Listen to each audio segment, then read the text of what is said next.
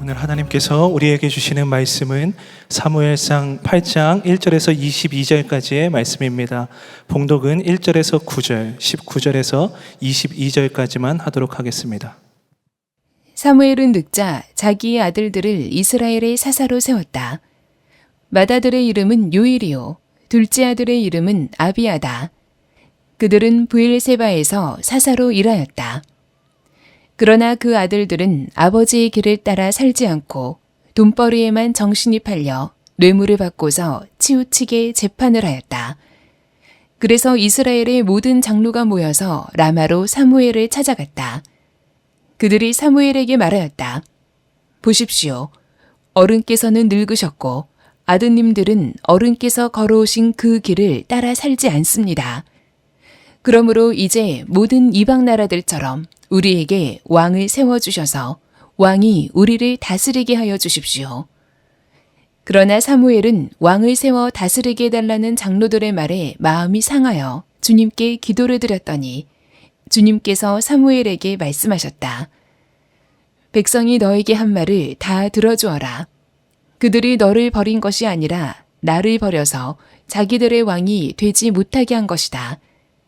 그들은 내가 이집트에서 데리고 올라온 날부터 오늘까지 하는 일마다 그렇게 하여 나를 버리고 다른 신들을 섬기더니 너에게도 그렇게 하고 있다.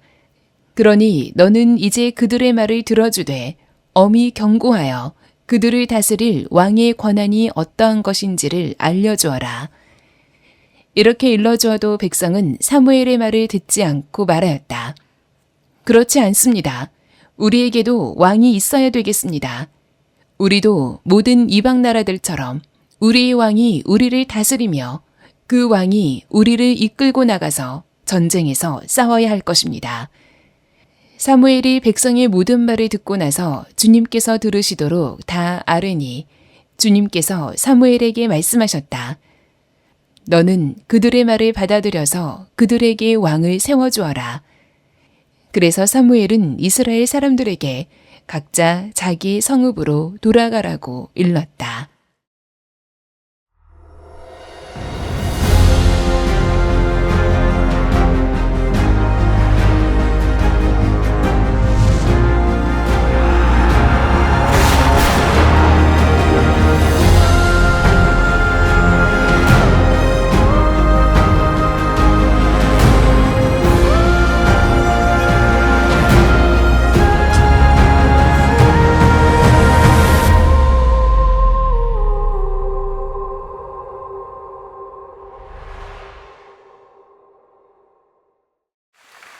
네, 사무엘상 하나님 마음에 맞는 사람 10번째입니다. 잘못된 강구보다 은혜는 더욱 크다 라는 제목의 말씀을 나누겠습니다. 우리 지지난주 에베네셀에 대한 말씀을 나눴습니다. 여기까지 인도하신 하나님, 아멘이죠. 여러분들의 삶은 지금까지 인도하신 분이 하나님이십니다. 그리고 앞으로도 인도하실 하나님이십니다. 그들이 이런 고백을 드렸을 때에 그로부터 적어도 한 20년에서 30년 그 사이 평화의 시대가 열립니다. 블레셋이 쳐들어오질 못하는 거예요. 안타깝게도 지금 중동에는 전쟁이 벌어지고 있습니다. 제5차 중동 전쟁이 되는 거 아닌가 싶을 정도로 우리가 많은 기도를 해야겠습니다. 사무엘의 시대에 하나님께서 평화를 주셨어요. 그런데 사무엘도 나이가 듭니다. 사무엘이 어렸던 때가 얼마 안 된 것 같은데 벌써 나이가 들었어요. 에베네셀에서 등장할 때 20년이 이미 흘렀고 그로부터 거의 한 30년이 흘렀으니 아마 이제 환갑 가까이 되지 않았을까 싶습니다. 사무엘이 나이가 들자 자기의 아들들에게 사사직을 맡깁니다. 그러면서 그 아들들의 이름이 오늘 본문에 나오는데 이렇게 되어 있어요. 2절에 맏아들의 이름은 요엘이요 둘째 아들의 이름은 아비아다. 이 요엘의 이름이라는 것은 뜻은 여호와는 하나님이시다. 아비아는 뜻은 여호와는 나의 아버지시다. 이런 뜻입니다. 그러니까 신앙 고백이 담긴 그런 이름이죠. 아들들이 정말 하나님만을 아버지로 섬기고 따르며 살아가기를 원했던 것 같습니다. 그런데 안타깝게도 이 아들들은 아버지 사무엘을 많이 닮지 못한 것 같습니다. 오늘 말씀에 보니까 이렇게 되어 있어요. 그러나 그 아들들은 아버지의 길을 따라 살지 않고. 사무엘이 참 신실했잖아요. 근데 아버지의 길을 따라 살지 않았답니다. 돈벌이에만 정신이 팔려서 아마 검소했는지 모르겠어요. 그래서 나는 아버지처럼 살지 않을 거야 뭐 그랬는지도 모르겠습니다. 돈벌이에만 정신이 팔려 뇌물을 받고 치우치게 재판을 하였다. 사사의 가장 중요한 것은 재판이었는데 돈을 받고 돈을 준 사람을 더 유리하게 재판을 한 것이죠. 보통 자녀가 부모를 닮기 마련인데 이 사무엘의 아들들은 그렇지 못했어요. 이것을 보면 참 겸손하게 됩니다. 우리가 자녀에게 신앙을 물려주자, 그리고 부끄럽지 않은 삶을 살기 위해서 그렇게 예수님과 함께 살아가려고 하지만 정말 안타깝게도 때로는 자녀들이 그렇지 못한 때가 있는 것 같습니다. 아마 사무엘이 하나님 나라 일에 헌신하다가 보니까 가정을 제대로 돌보지 못했는지 뭐 그것은 알 수 없는데 어찌됐든 이 아들들은 아버지를 닮지 못했어요. 우리가 이 사례를 잠깐 보면서 중요한 교훈이 있습니다. 하나님 나라는 가정에서 시작해야 합니다. 너무나 중요하죠. 선교 너무 중요하지만 우리 자녀들이 사실은 선교 대상이죠. 그리고 그 땅끝이라고 하는 것은 멀리 있지만 사실상 멀리 있는 게 아닐 수 있어요. 우리 가정이 땅끝이고 우리 가정이 선교지라는 것입니다. 우리는 그것을 오늘 본문을 통해서 보게 됩니다. 사무엘이 늙어가고 있다는 점, 그리고 그 아들들이 닮지 않았다는 이 두 가지 요소가 이스라엘 지도자들에게 경각심을 줍니다. 위기감을 줘요. 이러다가 정말 다시 옛날처럼 블레셋이 쳐들어오는 것이 아닐까라는 걱정을 하게 돼요. 그래서 모든 장로회 모여서 회의를 한 결과 만장일치로 결의를 합니다. 왕을 세우자, 이렇게 결의를 내려요. 그것이 5절입니다.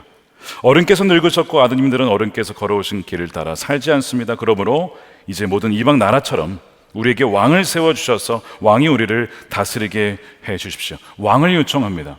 이 요청에 사무엘의 마음이 상해요. 여러분, 지금 왕이 없습니까? 물론 인간 왕은 없어요. 그 제도는 없습니다. 하지만 누가 왕이죠? 하나님이 왕이세요. 하나님이 직접 통치를 하고 있습니다. 그런데 그런 하나님을 두고 왕을 달라고 하니 이게 무슨 의미입니까? 하나님을 완전히 무시하는 거예요. 하나님을 대놓고 하나님으로는 충분하지 않습니다. 하나님으로는 부족하니 내게 이거 저거 해주세요 라고 하는 기도와 다름이 없습니다.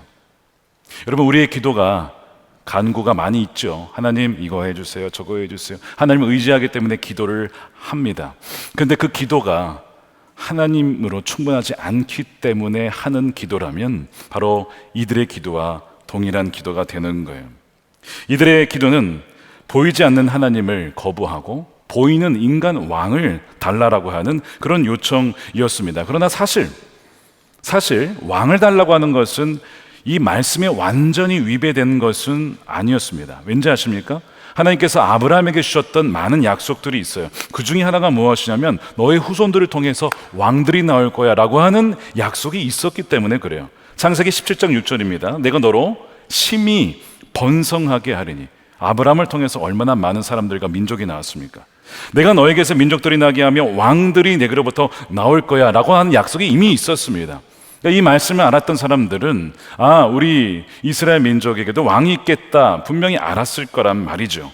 그리고 신명기서에도 이스라엘 백성들이 가나안 땅 들어가기 이전에 모세를 통해서 하나님은 왕의 제도에 이미 말씀을 하신 적이 있어요. 17장 14절에 주 당신들이 하나님이 주시는 땅에 들어가서 그 땅을 차지하고 살 때에 주위의 다른 모든 민족같이 당신들도 왕을 세우고 싶다는 생각이 든다면 당신들은 반드시 당신들의 하나님이 택하신 사람을 당신들 위해 왕으로 세워야 합니다. 자, 여기서 누구를 세우라고요? 하나님이 택하신 사람. 제가 이것을 강조하는 이유가 있습니다. 사람이 택한 왕이 있고 하나님이 택하신 왕이 있습니다. 이제 우리는 두 케이스를 보게 될 겁니다. 누구죠? 사울과 다윗입니다. 그러니까 사람들이 원해서 와 해서 세운 왕, 그리고 하나님이 택하신 왕이 어찌나 다른지를 보게 될 거예요.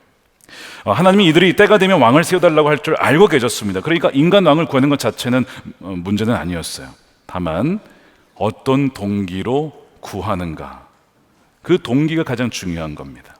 우리가 기도할 때에 무엇을 위해 무엇을 달라라고 기도하는 것 중요하지만 어떤 동기로 그것을 구하는가, 이거는 훨씬 더 중요한 문제입니다. 여러분들이 지금 기도하는 것이 뭐예요? 그리고 왜 그것을 구하고 계십니까? 그것이 정말 하나님이 원하시는 것일까요? 아니면 어떤 다른 나의 속사정이 있는 것일까? 한번 점검해 봐야 된다는 거예요. 기도를 하다 보면 우리가 간구해도 얻지 못할 때가 있습니다. 응답이 없을 때가 있어요. 성경에 왜 응답이 없는가에 대한 여러 가지 얘기가 있는데, 그 중에서 야고보서 4장에 보면 두 가지 이유를 제시를 합니다. 2절에 이렇게 돼 있어요. 4장 2절에 여러분이 얻지 못하는 것은 구하지 않기 때문입니다. 그게 첫 번째고, 두 번째는 구하여도 얻지 못하는 것은 자기가 쾌락을 누리는 데 쓰려고 잘못 구하기 때문입니다 라고 해요. 두 가지 얘기하죠. 하나는 구하고 있지 않다는 겁니다. 여러분, 여기서 구하지 않고 있다는 것은 기도를 안 한다는 게 아니에요. 기도를 하긴 하는데 해도 그만, 그러니까 얻어도 그만, 없어도 그만, 주셔도 그만, 안 주셔도 그만, 이런 마음으로 하는 기도는 그 구하는 게 아니다 라고 하는 거죠. 그래서 구한다는 것이 무엇인지 보여준 예가 바로 과부였습니다. 억울함을 당해서 이 억울함을 풀어주십시오라고 그렇게 날마다 재판관에 찾아가서 판사에게 이걸 풀어달라고 하는 그 과부의 간청, 이것이 구하는 거야. 여러분, 정말 그렇게 구하고 계십니까? 그렇게 간절하십니까? 그럼 하나님이 응답하시는 거예요. 들으신다는 거예요. 두 번째, 그렇게 구하여도 얻지 못하는 것은 그 동기가 문제가 있기 때문이라는 거예요. 나의 숨겨진 어떤 야망이 있을 수도 있고, 나의 욕심이 있을 수도 있고, 나의 명예와 권력에 대한 어떤 그런 것이 있을 수 있어요. 심지어는요, 우리가 얼마나 교묘한지요, 이거는 하나님을 위한 것입니다, 이거는 하나님의 뜻입니다 라고 나의 뜻을 싹 포장할 때도 있어요. 근데 사람은 거기에 속지만 하나님은 거기에 속지 않으세요. 우리가 어떤 마음으로 주님께 나아오는지 하나님은 다 아시기 때문에 허락하지 않는 것인데, 여러분, 허락하지 않는 것도 때로는 너무나 귀중한 응답입니다. 내가 이거를 구했는데 이것이 됐더라면 어땠을 뻔했어 라고 하는 일들이 종종 있잖아요. 지금 이들이요, 어떤 동기로 왕을 구하는지 오늘 본문에 나오는데 5절에 이렇게 되어 있습니다. 그러므로 이제 모든 이방 나라들처럼 왕을 세워달라는 거예요. 그들의 동기는 다른 나라들처럼 되기 위해서. 이스라엘이라는 나라가 독특성이 있었어요. 자, 하나님이 직접 통치하는 나라입니다. 여러분, 엄청난 영광이에요, 사실은. 그런데 지금 이들은 이것을 거부하고 있는 것입니다. 다른 나라들처럼 되고 싶대요. 그래서 사무엘이 경고합니다. 왕이 너에게 생기면 그 왕은 좋은 점도 있겠지만 그 왕은 당신들을 착취할 겁니다. 당신들의 재산을 가져가고 세금을 많이 거둘 것이고, 당신들의 자녀들을 전쟁에 끌고 갈 것입니다. 당신들을 끌고 가다가 노동력을 삼아서 힘들게 만들 수도 있습니다. 그래도 왕을 원하시겠습니까? 이것이 오늘 본문 대부분의 내용이에요. 그렇게 사무엘이 말을 하지만 이들은 못 알아들어요. 사무엘은 그렇게 말을 하면서 지금 당신들이 구하는 것이 무엇인지 당신들이 지금 알면서 지금 간구하고 있습니까? 다시 말해, 당신들은 지금 무엇을 구하는지 잘 모른 채 구하고 있습니다 라고 얘기하는 거예요. 여러분, 우리가 기도를 할 때에 하나님, A가 있어야겠습니다, A 주세요 라고 기도를 합니다. 우리는 우리가 원하는 것이 무엇인지 분명히 알아요. 그렇죠? 그러니까 우리가 기도하는 거 아닙니까? 근데 때로는 하나님 보시기에는 우리가 지금 이 구하는 이 A라는 것이 무엇인지 너 정말 알고 구하느냐, 이렇게 보실 때가 있다는 겁니다. 자, 하나 예를 들어 볼게요. 마가복음 10장에 세베대 아들들 2명, 즉 야고보와 요한, 우리의 아들들이라고 불렸던 성질이 참 급했던 사람들입니다. 이들이 얼마나 성질이 급했든지 다른 제자들이 선수 치기 이전에 예수님께 찾아가서 뭘 요청합니까? 예수님의 좌편과 우편을 요청합니다. 예수님이 왕이 될 것 같아. 제가 보니까 인기도 많아. 막 그냥 오병이어의 기적을 만들고 막 사람들 끌어모으는데 재능이 있어. 이거 굉장히 이거 왕이다, 진짜 왕이다. 그래가지고 다른 제자들이 선수 치기 전에 먼저 가서 요구를 하는 거예요. 선생님, 우리가 구하는 것은 무엇이든지 해주시기를 원합니다. 이런 얘기를 합니다. 우리가 구하는 걸 해달라 이겁니다. 자기가 필요한 것이 아니라 내가 원하는 게 있는데 이게 내게 필요한 겁니다 라고 확신을 하면서 그러면서 요청을 해요. 그러면서 이런 요청을 하는 거예요. 선생님께서 영광을 받으실 때에 하나는 선생님의 오른쪽에, 하나는 선생님의 왼쪽에 앉게 해 주십시오 라고 요청을 해요.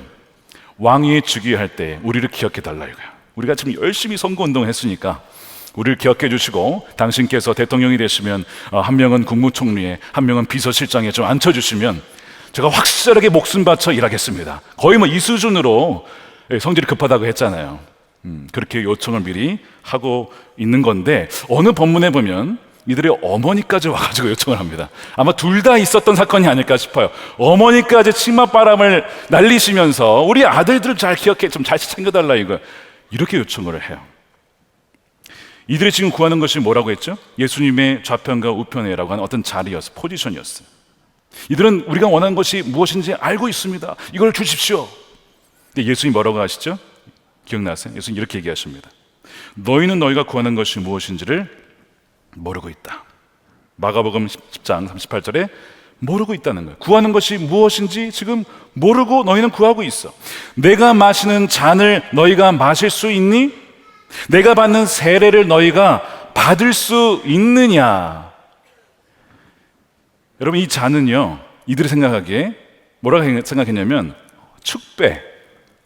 주님이 승리했을 때, 야, 받을 수 있습니다. 그래, 대답을 할 수 있습니다. 이렇게 그래요.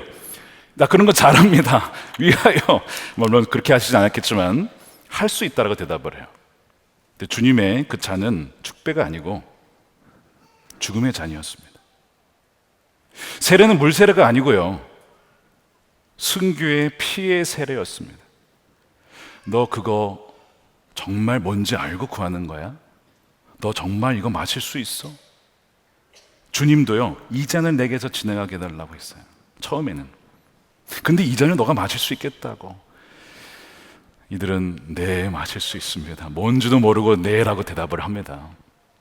그리고 주님은 들어주세요. 들어주세요. 이따가 다시 얘기를 할게요. 우리는 우리가 무엇을 구하고 있다고 안다고 생각하는데 모를 때가 참 많이 있습니다. 그럴 때로는 잘못된 기도와 강구, 무지한 기도를 할 때도 참 많이 있어요. 자, 지금 분명히 왕이 당신들을 착취할 겁니다라고 경고를 했어요. 그렇지만 말을 듣지 않습니다.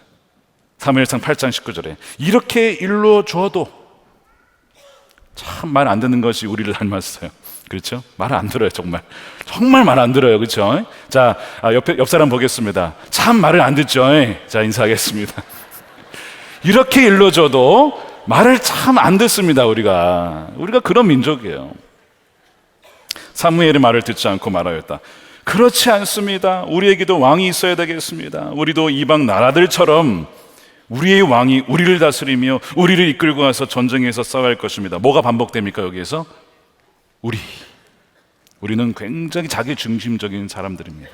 모든 것을 자기 중심으로 해석하고 내 중심으로 바라보기 때문에 그것이 옳다라고 여길 때가 참 많아요. 다른 나라들처럼 되고 싶다는 것이 이들의 동기였어요. 자, 이 이스라엘의 민족은 독특한 것이 하나님이 직접 통치하는 나라라고 하는 정체성을 갖고 있습니다. 하나님께 속한 백성, 언약 백성이에요. 이 정체성의 핵심은 다른 나라와 같이 되는 게 아닙니다. 핵심은 다른 나라와 같이 되지 않는 것이었어요.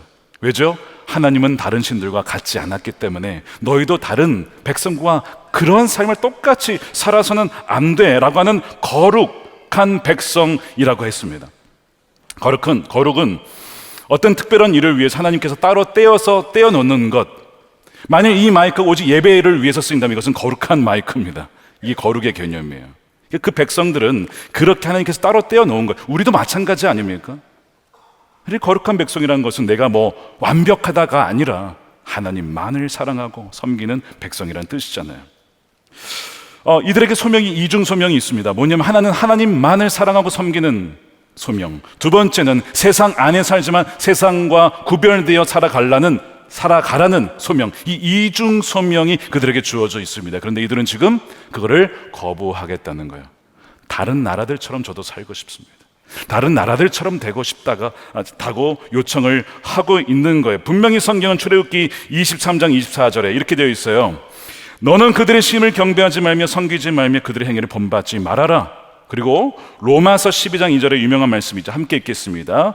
여러분은 이 시대의 풍조를 본받지 말고 마음을 새롭게 함으로 변화를 받아서 하나님의 선하시고 기뻐하시고 완전하신 뜻이 무엇인지를 분별하도록 하십시오.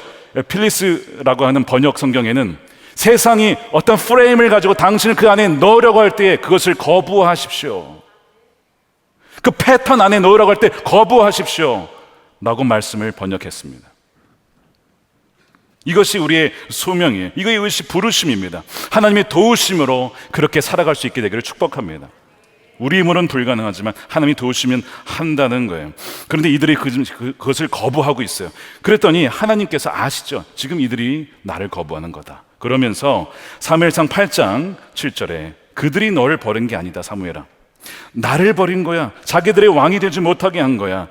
근데 이거는 한두 번이 아니라 그들이 이집트에서 데리고 나오던 날부터 오늘까지 하는 일마다 그렇게 하여 나를 버리고 다른 신들을 섬기더니 너에게도 그렇게 하고 있다. 사무엘아, 너는 오늘 처음 그 일을 겪었니? 나는 이게 처음이 아니고 지난 수백 년간 이 선조들이 했던 일이야. 한두 번이 아니야. 나는 그들에게 모든 것을 주었고 그들을 건져주었고 사랑을 주었고 생명을 주었고, 그런데 그들은 계속해서 나를 거부해. 나를 무시해. 나는 짝사랑을 하고 있어. 짝사랑. 여러분, 짝사랑 해보셨습니까? 하나님이 짝사랑하고 있대요. 우리를 그렇게 사랑하는데 우리는 돌아보지도 않는 거야. 이게 하나님 마음이에요. 사무엘아, 너 마음 아프지? 나는 이것이 지난 수백 년간, 아니 그 이상 내 마음이야. 근데 나는 이 백성을 포기하지 않을 거야. 포기할 수 없어 라고 말씀하시는 거예요. 여러분, 혹시 이것이 우리의 모습 아닙니까? 구별되기를 창피해하고 다른 믿지 않는 사람들처럼 살고 싶은 마음이 우리에게 있어요? 있단 말이에요. 있어요. 자신 있게 얘기하시. 맞아요. 솔직한 마음입니다. 너무 구별되는 것은 부담스러워하는 경향이 우리에게 있잖아요. 사실 우리가 세상에 살면서 세상 안에 살면서 믿는 자로 구별되어 산다는 것은, 여러분, 이건 정말 어려운 일입니다. 쉽지 않은 일이에요. 영화를 보십시오. 음악을 들어보세요. 미디어를 보십시오. 무엇을 봐도 하나님이 안 계신 것처럼 살아가는 다수가 있습니다. 우리가 이미 이 다니엘의 바벨론 이야기를 봤던 것처럼 그게 다수기 때문에 우리도 그들처럼 살아가고 싶은 유혹을 받습니다. 그리스 신화에 세이렌이라고 하는 존재가 있습니다. 세이렌 누구냐면, 여러분 익숙한 인물이 있어요. 그 커피숍을 가시면 여러분 자주 가시는 커피숍 중에 스타 땡땡이라는 데가 있죠. 별다방 스타 땡땡. 그 로고가 초록색 로고인데 여인의 얼굴이 그려져 있습니다. 그게 세이렌입니다. 사이렌이라고 부르기도 하고요.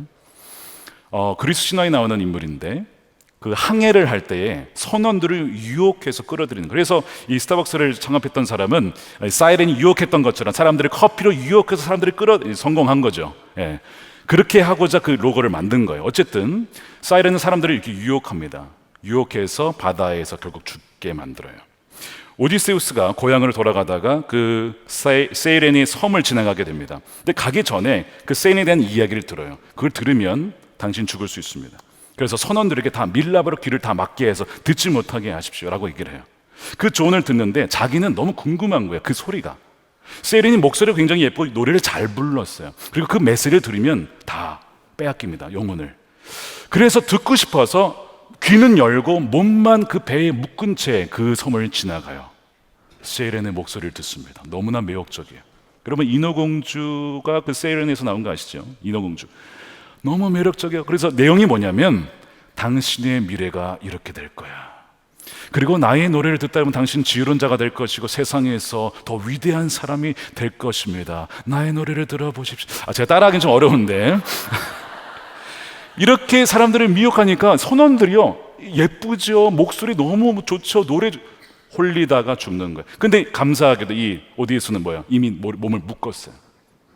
가고 싶은데 절대 풀지 말라는 명령에 선원들이 풀지 않고 결국 그 유혹을 빠져나가게 됩니다. 자, 이 이미지를 잘 생각해 보세요. 지금 우리가 주일부터 월, 화, 수, 목, 토요일까지 매일 듣는 소리가 이 세이렌의 유혹입니다. 어떤 유혹이죠? 다른 나라들처럼 살고 싶다. 너희도 그렇게 살아야 돼. 너 성공하려면 그 정도 해야 되지 않겠어? 너 주일날 일해야 돼. 출장 가야 되고 마셔야 돼. 그래야 너는 인정받고 너도 너의 이름을 날리지. 세레네 소리죠. 이런 유혹이 매일같이 들려온다는 거예요. 그러니까 지금 이 사무엘서 8장은 다른 나라처럼 왕을 세워야 한다는 이 여론이 꽉 차 있었어요. 그리고 이것이 모든 장로회의 의견이었고 결정이었습니다. 그래서 이것이 지금 사무엘에게 압박으로 들어오는 거예요. 마귀가 쓰는 여러분 방법이 뭔지 아십니까? 하나님을 향해 있던 시선을 다른 데로 돌리게 하는 겁니다. 자, 지금까지 이 나라를 지켜준 분이 누구십니까? 하나님이잖아요. 근데 하나님으로부터 누구에게 지금 돌리냐면 사람에게로 돌아보게 하는 거예요. 자, 사무엘이 했다는 거예요. 근데 사무엘이 늙었어요. 그럼 어떻게 되는 거예요? 이제 위기가 오는 거죠. 두려움이 일기 시작합니다. 이게 마귀가 쓰는 방식입니다. 여러분들 혹시 지금 두려움이 있으세요? 어떤 두려움이 있어요? 보면요, 분명합니다. 우리의 시선이 하나님으로부터 다른 것으로 바뀐 것입니다.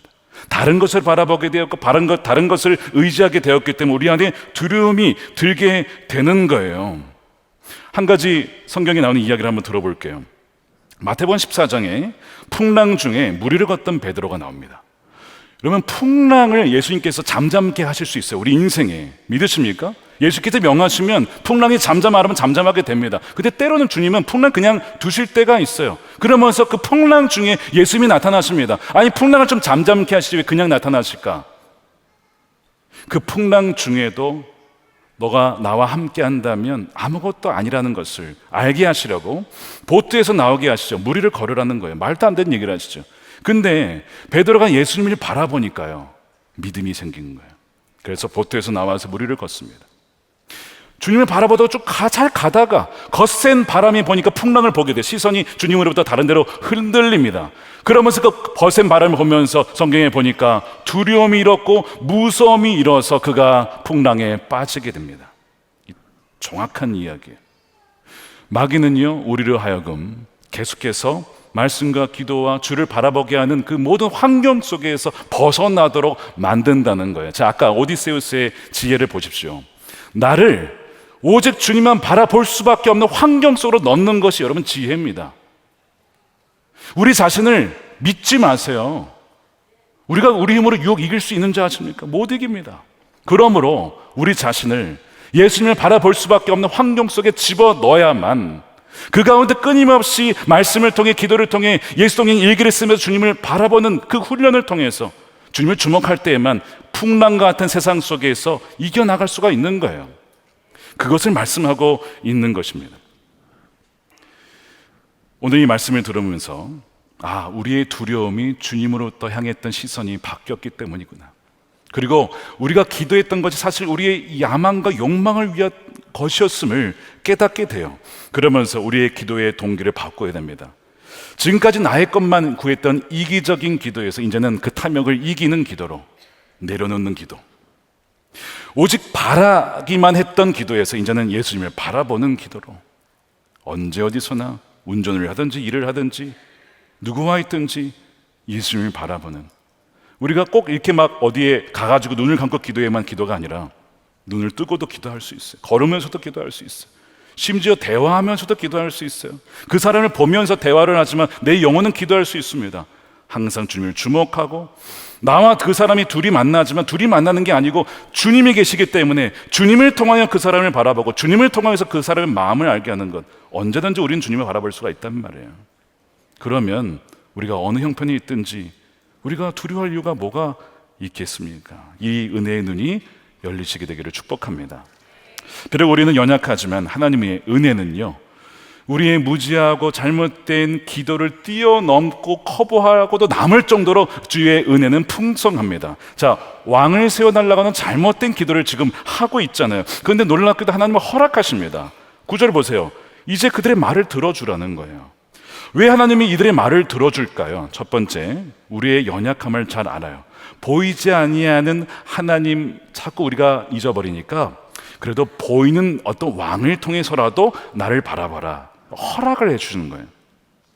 그러니까 지금 목회자나 우리 중요한 리더십, 우리 장로님들이나 정말 우리가 신뢰할 만한 리더십들이 있는 이유가 그들의 의자가 아니라 그들이 의지하는 예수 그리스도를 바라보게 되는데 우리도 그들을 보면서 예수님을 바라볼 수 있도록 돕기 위해서 세워주신 거예요. 그 사람을 의지하라는 것이 아니라, 왜? 우리가 연약하니까, 우리가 부족하니까, 스스로 보이지 아니하는 하나님과 동행하는 것이 어렵다면 보이는 믿음의 신실한 지도자들을 통해서 도움을 받고 그리함으로 당신도 주님과 동행할 수 있도록 하라. 하나님 그래서 허락해 주신 거예요. 그래서 왕을 허락하십니다.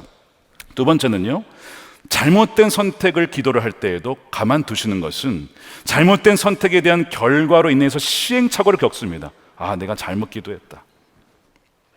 그 결과가 무엇인지를 알게 함으로 배우게 하세요. 깨닫게 하시고 깨지게도 하십니다. 여러분, 그건 하나님의 은혜입니다. 아이가 넘어지지 않도록 다 잡아준다면 이 아이가 건강하게 일어서겠습니까? 때론 넘어지고 엎어지고 그러는 가운데, 아, 이렇게 가면 넘어지는 거구나 알게 되는 것처럼 하나님 때로는 그렇게 허락을 하실 때가 있어요. 근데 더 중요한 이유가 있습니다. 허락하신 이유가, 우리는 무엇을 구해야 하는지 알지 못하지만 하나님은 아세요. 우리, 저와 여러분에게 무엇이 있어야 할 줄, 또한 어떻게 기도해야 되는지 하나님은 다 아십니다. 성경에 뭐라고 되어 있냐면, 우리는 마땅히 기도할 바를 알지 못하지만 성령은 우리를 위하여 말할 수 없는 탄식으로 뭐 하신다고요? 간구하시느니라. 그래서 하나님은요, 우리가 때로는 좀 잘못된 기도를 할 때, 물론 우리가 그 기도의 동기를 바꿔야 되고 바른 기도를 드려야 되지만, 그럼에도 불구하고 연약해서 그렇게 잘못된 기도를 드릴 때, 무지한 기도를 드릴 때, 너 A가 아니고 이거 하라는 거지? 하나님 알아들으신다고요. 자, 오늘 본문을 비교해 볼게요. 우리를 다스릴 왕을 주십시오. 인간 왕을 요구했어요. 근데 그건 하나님 무시하는 행위였습니다. 그건 맞아요. 근데 하나님 이걸 어떻게 알아들으시냐면, 너와 늘 함께하는, 동행하는, 변치 않는 영원한 왕을 달라는 거지. 그래, 내가 줄게. 그것은 다윗도 아니고 다윗 정도도 아니고 더 나은 다윗이신, 궁극적인 다윗이신 누굽니까? 예수님입니다. 그래, 예수 그리스도를 너희에게 보내줄 거야. 이렇게 하나님은 응답하시는 거예요. 누가복음 11장에 보면요, 하나님은 우리를 사랑하셔서 생선을 달라고 하는데 뱀을 주시는 분이 아니라고 하는 거예요. 자, 11장 11절에 이런 말씀이 있습니다. 너희 가운데서 아버지가 된 사람으로 아들이 생선을 달라고 하는데 생선 대신에 뱀을 줄 사람이 어디 있으며, 달걀을 달라고 하는데 정갈을 줄 사람이 어디 있겠느냐. 너희가 악할지라도 너희 자녀에게 좋은 것들을 줄 줄 알거든 하물며 하늘에 계신 아버지께서 구원한 사람에게 성령을 주지 않겠느냐. 여기 포인트는 너희가 악할지라도, 우리가 악해도요, 자녀가 악해도 부모는 자녀에게 좋은 것을 줍니다. 마찬가지로 하나님은요, 우리가 악하고 약하고 연약해도, 그래서 때로는 잘못된 기도를 드려도 우리가 필요한 것이 무엇인지를 하나님 너무나 잘 알아서 가장 좋은 것을 주시는 좋으신 아버지 하나님이라는 사실이에요. 목회를 하다 보니 많은 분들이 하나님이 좋으신 분이라는 그 믿음이 별로 없으신 분들이 많아요. 나는 좋으신 하나님인 줄 모르겠어요. 내 삶에서 하나님은 좋은 분이 아니었던 것 같아요. 그렇게 상처받은 분들이 꽤 많이 있었습니다. 근데 하나님은요, 정말 좋으신 분이세요. 자, 보세요. 아까 야고보와 요한 이야기로 보십시오. 양쪽 자리 달라고 했어요. 뭘 구한 줄도 모른 채 구했습니다. 그들은 지금 생선을 달라고 요청한 거예요. 사실상 좋은 거 달라고. 근데 그들이 받게 된 건 뭡니까? 순교예요. 뭘 받은 거예요? 생선이 아니고 뱀을 받은 거야. 뱀을 받았다고요. 물렸잖아요. 아니, 나는 생선을 구했는데 왜 뱀을 주십니까? 여러분, 이런 분 계십니까? 아, 내가 잘못 기도했나? 맞을 수도 있어요. 근데 두 번째, 뱀을 받은 줄 알았는데 가만 보니까 뱀이 아니고 생선인 경우가 여러분 많습니다. 어떤 분이, 여러분 배우자 이제 결혼하신 분도 많으실 텐데,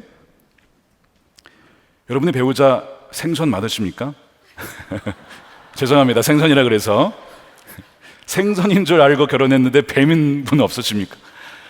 어떤 분이 사랑해서 결혼하셨어요. 남편이 결혼했는데 교회를 몇 번 다니다가 안 나가는 거예요. 아니 분명 같이 다니기로 했는데, 아니 안 다닌 정도가 아니고 이렇게 술을 마시며 속을 썩이는 거예요. 뭐예요? 차마 제가 뱀이라고 하진 않겠습니다. 이분이요, 하나님께 너무 속상한 거예요. 하나님, 제가 생선 달라고 했지, 막 이러면서 하나님께 기도를 하는데, 기도하면서 기도의 자리를 떠날 수가 없는 거죠. 그러면서 이분이 바뀌는 거예요. 주님께 나아가고 주님의 성품은 바뀌고 인내하며 온유하며, 그러면서 자신이 주님께 나간 것을 보면서, 바뀐 것을 보면서, 하나님이 나에게 정말 생선을 주셨네요. 그리고 그 남편도 바뀌고 되고. 이런 과정들이 여러분 꽤 많이 있습니다. 지난주에 참 귀한 가정을 만났어요. 고등학교 아이가 있는데 입학할 때 자기가 가고 싶은 고등학교가 있어서 간절히 기도했어요. 거기 비평준화 학교 지역이기 때문에 들어가기가 자기 원하는 데가 갈 수 있는 데가 아닌데 들어간 거예요. 하나님 응답하신 거 아닙니까? 이 아이가 너무 좋아해서 고등학교에 들어갔어요. 수업 시간에 취미를 물어보는데, 취미가 뭐니? 나 하나님을 찬양 좋아하고 그런 걸 듣는 거 좋아했다가 분위기가 싸해지더니 그 아이를 친구들이 왕따를 시키기 시작합니다. 학교를 거의 다니기 어려울 정도로. 자기가 바라는 고등학교였어요. 그런데 다니기 어려울 정도로 어려움을 당합니다. 생선입니까? 뱀입니까? 구별이 안 가죠.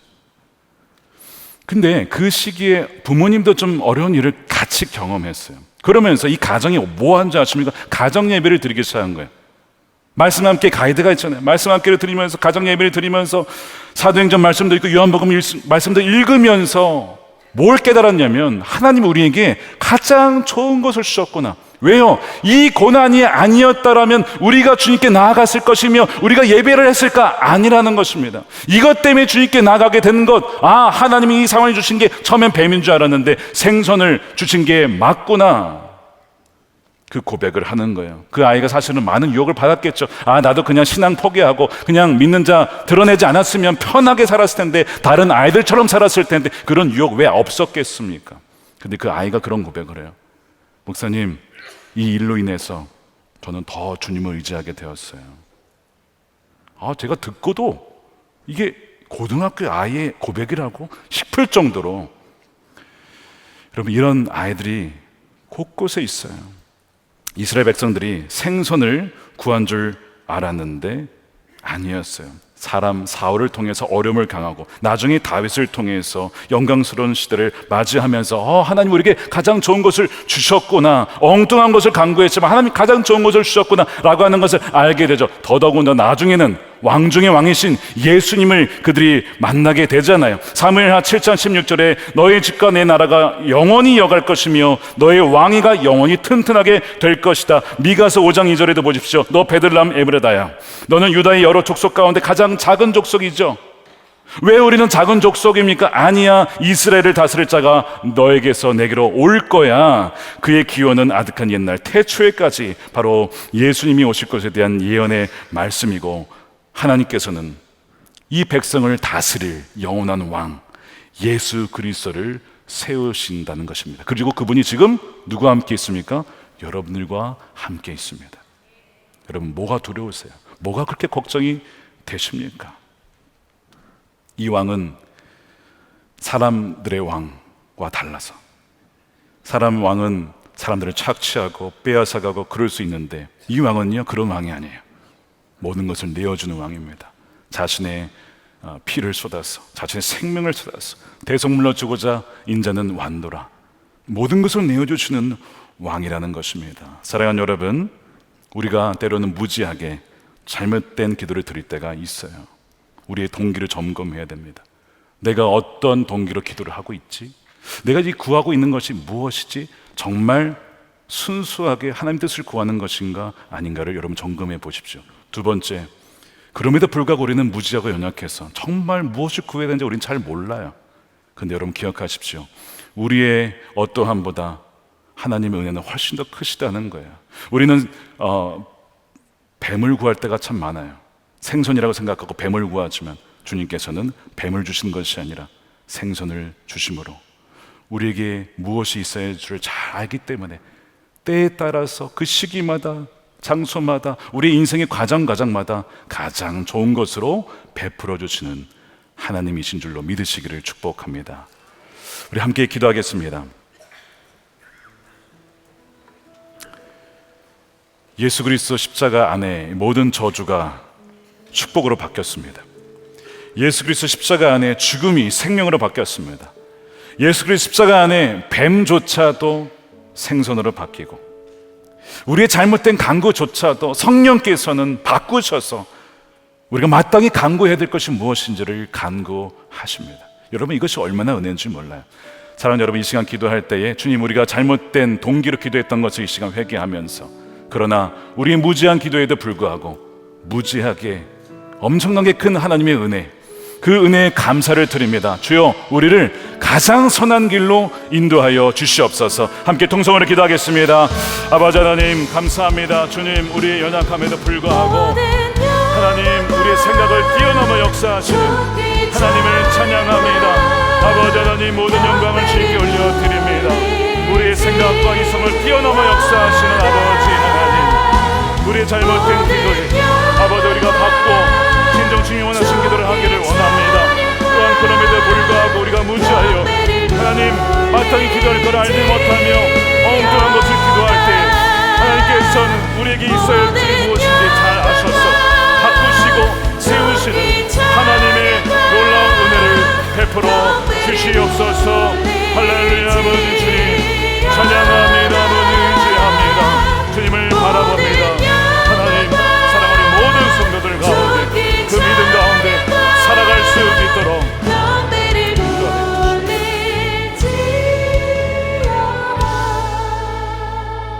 우리의 왕이신 살아계신 아버지 하나님, 우리의 무지함을 용서하여 주시기를 원합니다. 살아계신 왕이 주님이 우리와 함께 계심에도 불구하고 주님으로 충분하지 못하다고 하여 이것저것 염려하며 살았던 것, 하나님께 대한 반역임을 고백하오니 주여, 우리의 죄를 용서하여 주시옵소서. 하나님, 우리가 마땅히 구할 것이라고 구하지만 우리는 너무나 종종 자주 우리가 구하고 있는 것이 무엇인지 모른 채 구할 때가 참 많이 있습니다. 우리의 무지를 하나님 깨우쳐 주셔서 지혜롭게 하시고, 또한 하나님의 뜻을 알려주시고 분별케 하여 주셔서 진정 하나님이 원하시고 바라는 것이 무엇인지를 알게 해주셔서 그의 나라와 의를 위하여 간구하며 나아가는 하나님의 신실한 백성들이 되기를 원합니다. 아버지 하나님, 때로는 우리가 무지하여 하나님 생선을 구한다고 하지만 실은 뱀을 구할 때가 참 많이 있습니다. 그러나 하나님께서는 우리에게 있어야 할 것이 무엇인지 잘 아셔서 우리에게 하나님 때로는 뱀을 주시지만, 그러나 그것이 결국에는 생선인 것을 알게 되어서 하나님이 가장 좋은 것을 허락해 주셨음을 우리가 믿고 주님께 찬양하며 나아가는 우리의 삶이 될 수 있도록 인도하여 주시옵소서. 아버지 하나님, 이 시간은 귀한 것 구별하여 11조로 감사헌금으로 성경금으로 주님께 드리며 우리 인생을 드리오니 하나님의 기쁘신 뜻을 위하여 사용하여 주셔서 다음 세대를 위하여서 이웃과 북한과 열방을 위하여서 하나님 선교적인 존재로 쓰임받는 복된 삶이 되게 하여 주시옵소서. 총선을 마치고 이 나라를 위해서 기도합니다. 하나님을 사랑하며 경외하는 지자들을 통하여 하나님이 나라를 통치하여 주시되, 하나님 소망은 사람에게 있는 것이 아니라 하나님께 있음을 선포합니다. 아버지 하나님, 이 나라가 하나님의 것임을 다시 한번 고백하며 하나님께서 친히 이 나라를 통치하여 주시고 정치, 경제, 사회, 문화, 교육 모든 가정의 영역 속마다 하나님의 성령으로 함께해 주시고 불의가 사라지고 하나님의 정의와 공의가 세워지는 하나님 이 땅이 되게 하여 주시옵소서. 북한 하나님 복음이 증거되어 하나님 억눌렸던 자가 풀어지게 하시고 남과 북이 하나 되어 하나님을 찬양하는 그날을 속히 보게 하여 주시옵소서. 하나님 감사합니다.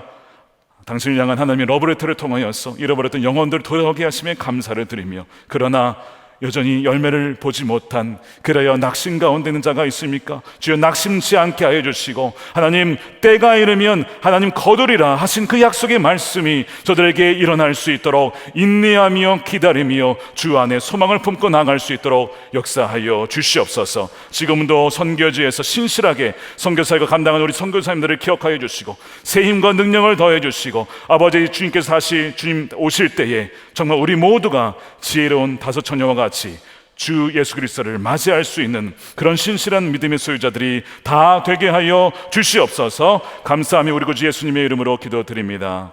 아멘. 다 같이 일어나셔서 우리 나의 기도하는 것보다 찬양하면서 우리 봉헌 드리겠습니다.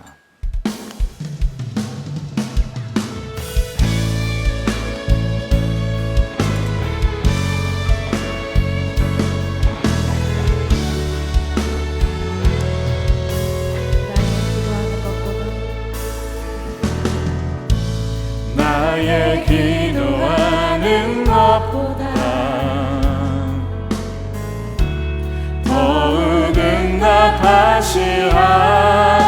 나의 생각하는 것보다 나의 생각하는 것보다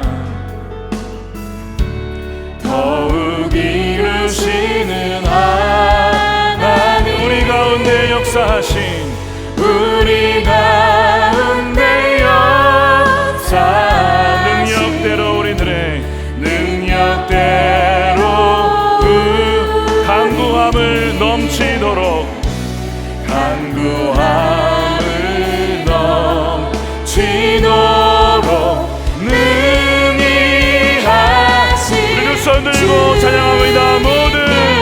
모든 영광과 존귀 찬양과 경배를 돌릴지어다.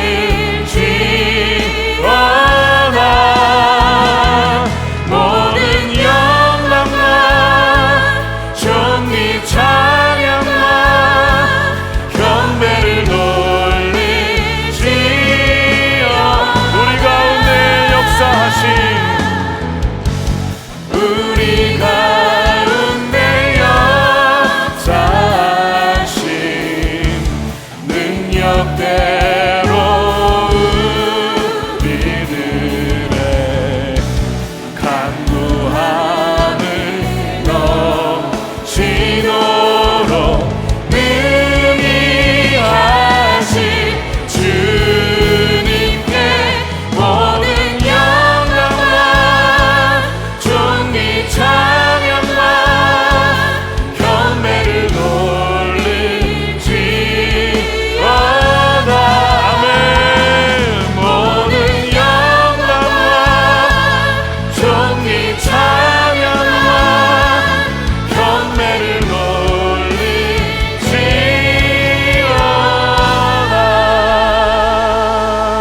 축도하겠습니다. 이제는 왕의 왕 대신 다시 오실 우리 주 예수 그리스도의 크신 은혜와 아버지 하나님의 측량할 수 없는, 우리의 생각으로 헤아릴 수 없는 하나님의 풍성하신 사랑하심과 우리와 늘 함께 하시는 성령님의 감화감동 교통케 하심이 어떤 중에서라도 오직 예수님만을 바라보며 신뢰하며 다시 한번 나아가는 하나님의 사랑하는 모든 백성들의 머리 위에 저들의 가정과 일터와 사랑하는 자녀들과 이 교회와 나라와 민족 가운데 영원히 함께 하시기를 간절히 축원하옵나이다. 아멘.